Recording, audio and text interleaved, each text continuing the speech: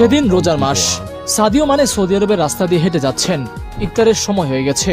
হুট করে শুনলেন তাকে কেউ ডেকে বলছে, আসো আমাদের সাথে ইফতার করো। মানে খুব অবাক হলেন।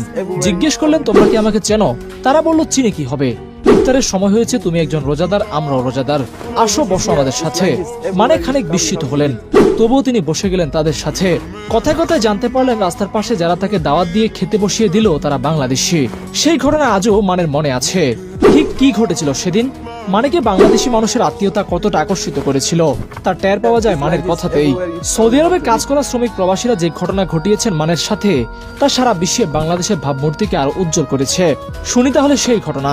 ফুটবল ফ্যানরা মানেকে চেনেন এক নজরেই, কিন্তু বাহিরের দেশে কাজ করতে যাওয়া শ্রমিকরা তাকে চিনতেন না, চেনার কথাও না। সারাদিন কাজ করে যখন এই মানুষগুলো একটু সময় পান, তখন তাদের আর সময় থাকে না টিভি বা মোবাইলে খেলা দেখা বা প্লেয়ার চিনে রাখা। তাদের দৌড় বড়জোর Brazil, Argentina, Messi, Ronaldo, Neymar পর্যন্তই। কেউ কেউ বেশি হলে খোঁজ রাখেন রিয়াল মাদ্রিদ আর বার্সেলোনার।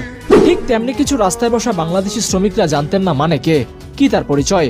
অথচ সেই অপরিচিত মানুষটাকেই তারা ইফতার করতে ডাক দিলেন, বসালেন, নিজের খাবার ভাগ করে দিলেন। পরিচয় কিংবা মর্যাদা নয়, মানুষের প্রতি